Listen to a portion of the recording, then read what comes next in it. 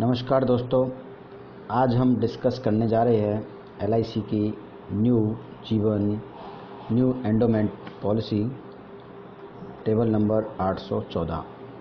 Full video हम इसका देखेंगे जिसमें हम जानेंगे इस पॉलिसी के फीचर्स और किस तरह से इस पॉलिसी को बेचा जाए, इसके बारे में हम डिटेल बात करेंगे।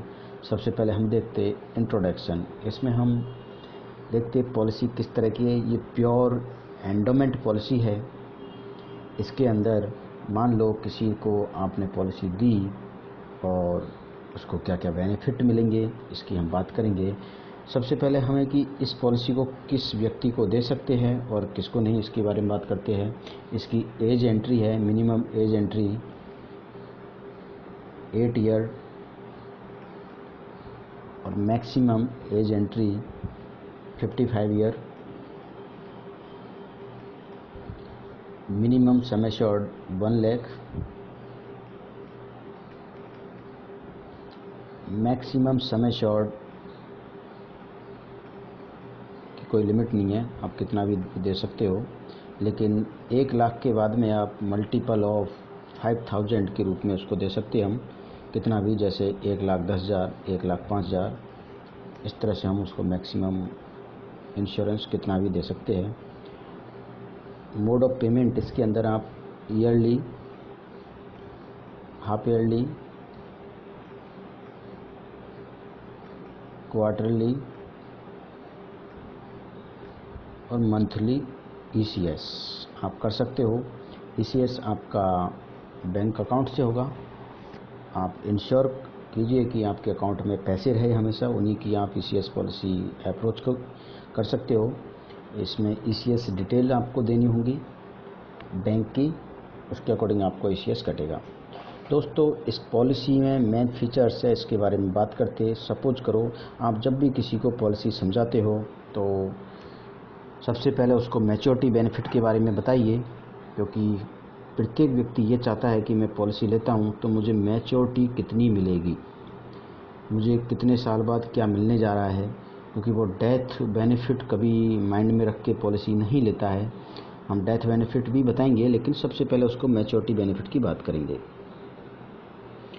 सपोज करो कोई व्यक्ति है 30 इयर्स का, उसे हमने 10 लाख रुपए सम एश्योर्ड की पॉलिसी हमने समझाई और 21 इयर्स का टर्म दिया। इट मीन्स पॉलिसी आपकी मैच्योरिटी होती है 51 इयर्स में। जनरली मैं यही एग्जांपल लेता हूं और आपको इस एग्जांपल से समझना चाहिए कि किस तरह से पॉलिसी को समझाते। आपको फीचर्स क्लियर समझाना चाहिए। वीडियो बार बार देख के आप इन फीचर्स को रट लो, इनको समझ लो कि क्या क्या पॉलिसी में इनबिल्ट है। मैच्योरिटी पर उसे मिलता है sum assured plus bonus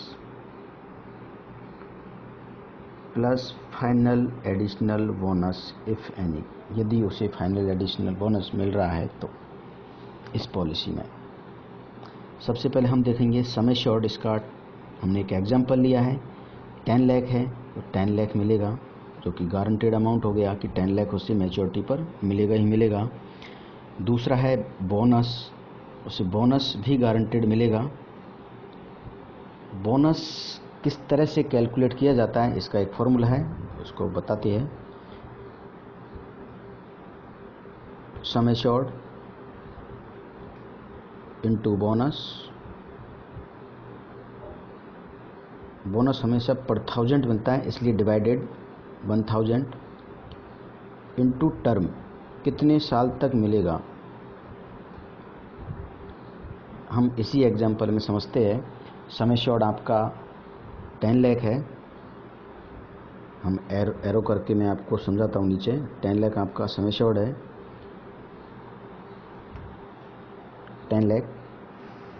bonus की रेट आपका डिपेंड करती है कि उस समय कितना चल रहा है, क्योंकि बोनस की रेट हमेशा वेरी करती है। हो सकता है आज कुछ हो और 10 साल 20 साल बाद कुछ हो, लेकिन एक एलआईसी के रिकॉर्ड के अनुसार लगभग बोनस की रेट फिक्स रहती है। थोड़ा उनमें वेरिएशन आता है ऊपर या नीचे, लेकिन आपको एग्जैक्ट बोनस की रेट जाननी है तो आप LICindia.in पर आप लॉगिन कर सकते हो। वहाँ पर बोनस की रेट और फाइनल एडिशनल बोनस रेट ये भी जान सकते हो, और अपने आपके शिक्षक, आपके गुरु, उनसे आप समय समय पर पूछ सकते हो कि बोनस की रेट क्या है, उसके अकॉर्डिंग आप यहाँ पर कैलकुलेट कर सकते हो। मैं कहता हूँ बोनस की रेट मान लो x है, इंटू x, इंटू टर्म कितनी है 21 ईयर्स, तो 21 ईयर्स अपॉन 1000। इस तरह से आपको एक बोनस कैलकुलेट होके आ जाएगा। दोस्तों मैंने यहाँ पे एक फिक्स अमाउंट नहीं लिया है, क्योंकि आपको कन्फ्यूजन हो सकता है क्या बोनस की रेट यही है, क्योंकि ये वीडियो आपका हो सकता है 10 साल बाद देखो, आप 5 साल बाद देखो, तब बहुत चेंजेज आ चुके होंगे, तो तब ये आपको अप्रोप्रिएट नहीं लगेगा, क्योंकि हो सकता है बोनस आपका बढ़ जाए। डिक्लेयर होता है एवरी ईयर, LIC हर साल इसको डिक्लेयर करती है। दूसरा आता है आपका FAB, फाइनल एडिशनल बोनस। इसका फॉर्मूला है sum assured into FAB rate upon 1000। इस तरह से फाइनल एडिशनल बोनस भी LIC समय समय पर डिक्लेयर करती है। अभी कुछ है, 2 साल पहले ये 400 की रेट थी। इस तरह से बोनस की रेट भी आपकी वेरी करेगी, लेकिन एक अप्रोक्सीमेट एक आइडिया आपको होना चाहिए कि मुझे कितनी मैच्योरिटी मिल जाएगी, क्योंकि मैच्योरिटी आपकी टर्म पर डिपेंड करती है, आपकी एज पर डिपेंड करती है, आप कितनी एज है। फिर भी अप्रोक्सीमेट मैं लेके चलता हूँ, लगभग आपको 22 से 25 लाख के आसपास मैच्योरिटी मिलनी चाहिए। ये एज्यूम किया है, इसको आप एग्जैक्ट अमाउंट ना मान के चले। इसके बारे में आप और डिटेल अपने डेवलपमेंट ऑफिसर से पूछ सकते हैं, वे आपको ज़्यादा डिटेल में इसके बारे में और बताएंगे मैच्योरिटी कितनी कब मिलनी चाहिए। दोस्तों हम अगला पॉइंट इसमें कवर करते हैं। सपोज करो कस्टमर की डेथ हो जाती है, तब उसे क्या मिलेगा। पॉलिसी के दौरान उसकी डेथ हो जाती है, पॉलिसी लेने के कुछ समय बाद। सपोज करो, ये मैं दोबारा से उस लाइन के द्वारा आपको समझाता हूँ कि 30 ईयर्स की एज है, 21 ईयर्स के लिए आपने पॉलिसी ली और आपका 51 ईयर्स पर पॉलिसी मैच्योरिटी हुई, लेकिन आपका बीच में ही आपकी पॉलिसी की टर्म के अंदर आपकी डेथ हो जाती है, इन बिटवीन, तब क्या होगा। सपोज करो किसी व्यक्ति की डेथ 10 साल बाद होती है, तो उसे मिलेगा sum assured plus bonus. Bonus कितना मिलेगा, जितने समय बाद डेथ हुई है उसके अकॉर्डिंग हमें बोनस मिलेगा। मान लो 10 साल के बाद डेथ हुई है तो 10 साल का बोनस और मिलेगा उसे। इस तरह से हम डेथ के केस में क्या मिलेगा ये कैलकुलेट कर सकते हैं। बोनस किस तरह से कैलकुलेट करना है मैंने आपको पहले बताया है।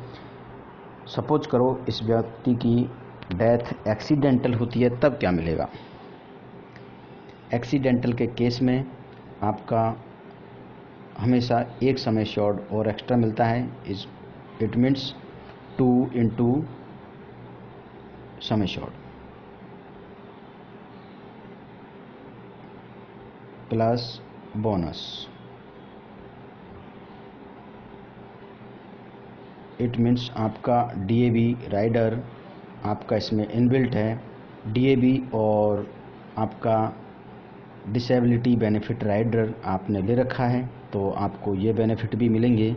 डिसेबिलिटी बेनिफिट राइडर को आप इस तरह से समझ सकते हो कि सपोज करो किसी व्यक्ति की किसी एक्सीडेंट या किसी हादसे में उसके दोनों पैर या दोनों हाथ या वो इस तरह से डिसेबल हो जाता है कि अब कोई काम करने के लायक नहीं रहता है, तो उसे डिसेबिलिटी बेनिफिट राइडर के तौर पर एक सम एश्योर्ड और मिलता है।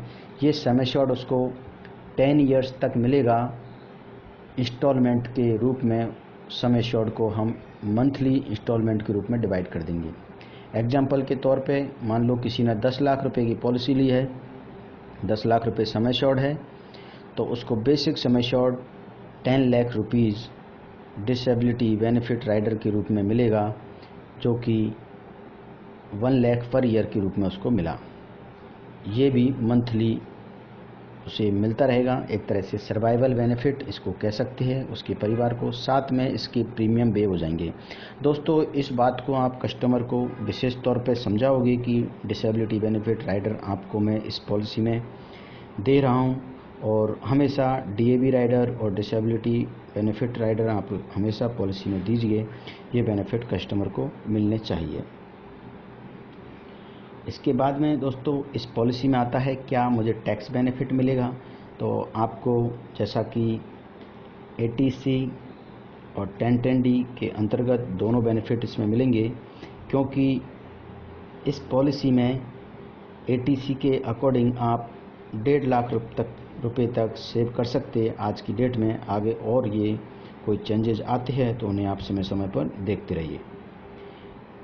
1010D इस पॉलिसी में अप्लाई करता है, ये मिलेगा क्योंकि 1010D के अकॉर्डिंग रूल ये कहता है कि आपका बेसिक सम एश्योर्ड आपके प्रीमियम का 10 टाइम्स होना चाहिए, जो कि इस पॉलिसी में बेसिक सम एश्योर्ड आपके प्रीमियम का 10 टाइम्स से भी ज़्यादा है। इसलिए आपको घबराने की बात नहीं है, आपको बेनिफिट इसका भी मिलेगा।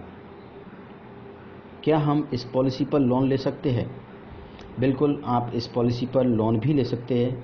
आफ्टर 3 इयर्स के बाद में आप लोन के लिए एलिजिबल होंगे, और मैं हमेशा आपको बोलूँगा कि इसमें लोन आप कम से कम 10 ईयर 5 ईयर के बाद में लीजिए। आपको बैंक से कम रेट पर LIC से आपकी पॉलिसी पर लोन मिलता है। ये पॉलिसी किसी कारणवश किसी परिस्थितिवश आपको प्रॉब्लम होती है तो इसको हम सरेंडर भी कर सकते हैं। सरेंडर आप मिनिमम 3 इयर्स के बाद में पॉलिसी को सरेंडर कर सकते हैं। सरेंडर फैक्टर के अकॉर्डिंग आपको सरेंडर वैल्यू कैलकुलेट होगी, लेकिन कोशिश कीजिए कभी भी पॉलिसी आप सरेंडर ना करो। कभी ऐसी ज़रूरत पड़ी है तो आप लोन ले सकते हैं पॉलिसी पर, और पॉलिसी को रेगुलर चला सकते हो, क्योंकि मेन बेनिफिट्स आपके मैच्योरिटी पर ही मिलते हैं।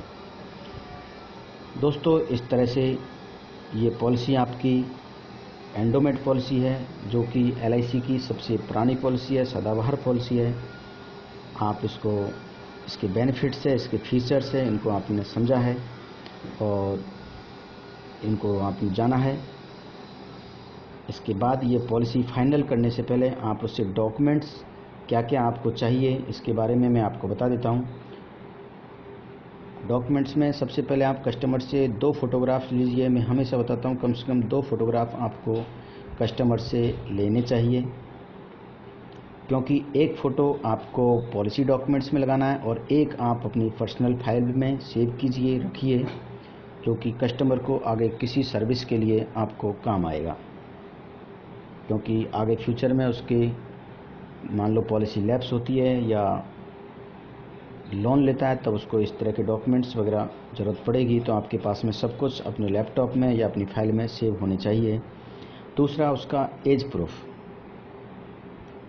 प्रूफ उससे आप ले सकते हो school certificate, passport, PAN card, Aadhaar card, जिस पर आपकी डेट ऑफ बर्थ कंप्लीट लिखी हुई होनी चाहिए। तीसरा डॉक्यूमेंट्स है एड्रेस प्रूफ।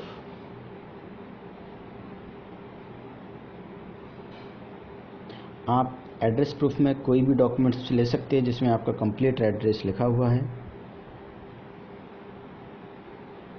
अमाउंट आप कैश में या चेक में ले सकते हो।